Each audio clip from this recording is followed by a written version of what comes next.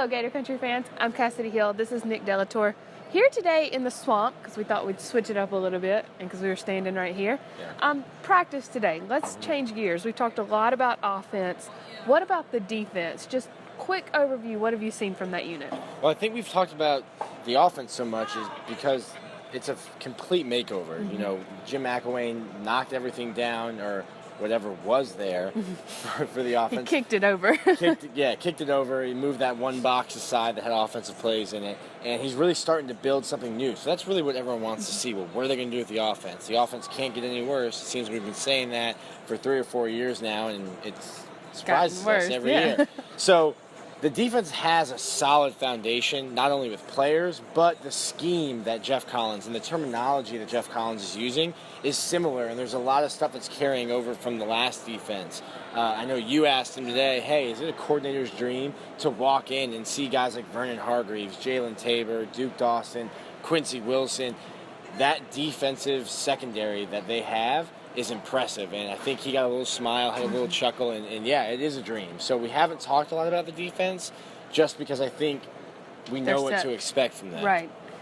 So we also talked a lot about what the defense is going to be able to do for this offense. Jim McElwain talked a lot about that today. Like you said, the offense can't get any worse. Yeah. You wouldn't think they could get any worse. And so is that going to help a lot, having this defense to go up against, specifically for the receivers who are really starting from the bottom? Well, there's something I noticed today in practice. Florida's wide receivers are no match for the defensive backs. And that's not saying, okay, well, it is saying the wide receivers are bad. It's not saying No offense, that guys. it's not putting anything against the defensive backs. They're a very good unit, and they're going to do well against any receivers that they face this year. But the ones they're facing in practice are probably some of the worst that they'll face this entire season. Outside of DeMarcus Robinson, who it seems to be is going up against Vernon Hargreaves every rep, and good for DeMarcus.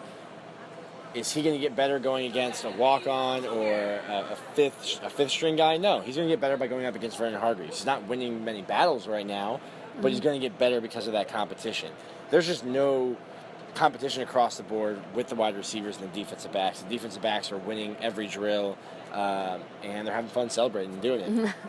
Geoff Collins actually talked a lot about that today, too. He's giving out awards for guys celebrating other guys. But he said it a lot cooler than I did. So let's hear from Geoff Collins and Jim McElwain while we're at it. We kind of went back and watched some of last season. There'd be a lot of great plays being made defensively.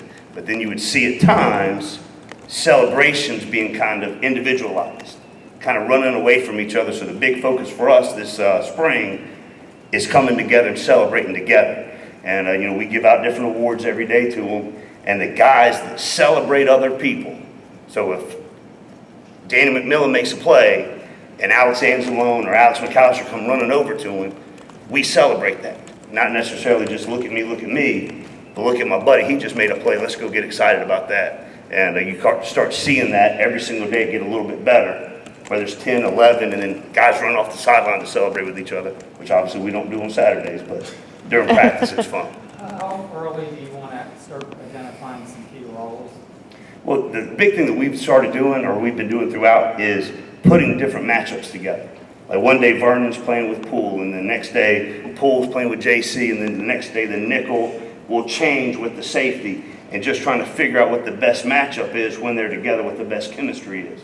And so on Saturdays, when we're rolling through guys or a possible injury may happen, they're used to communicating with the different guys that they've played with throughout the spring. Because if all you do is play with the same 5 guys and just know their little body language or hand signals or calls, but me and you've never played together, come Saturday, the transition might be a little tough. So we've made sure there's been different matchups with everybody. The thing that Coach Mack's done a great job is giving us different situations, like you talked earlier, different personnel groupings every day that we have to match the personnel, and we'll change different guys in each role every single day.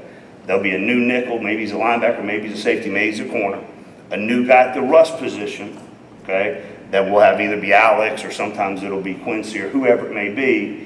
Move those guys around and give them different shots to play different roles to see who does do it well in different personnel groupings. Defensively, you guys have been mostly nickel. Is that because of the depth at linebacker, or?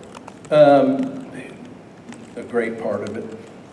And we have not In fact, tomorrow will be the first time we'll be in green and green X. We won't get any black personnel, but which they'll get in their jumbo stuff. We'll work some third and short stuff tomorrow, not any goal line stuff. But with that being said, obviously the depth at the linebackers. Plus, when you look at today's game, you probably play more, 3 wide out, 4 wide out teams, and not as many silver teams.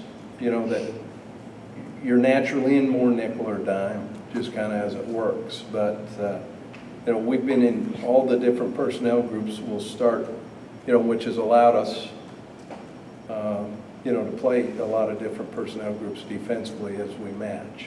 And part of what you try to do offensively is give as many different type looks so the defense has a chance to play against those, because you never know when they come up. So for example, today was heavy stacks and bunches with motions. This was the first day we traded, Yahoo and Yazoo and all that kind of stuff with the tight ends.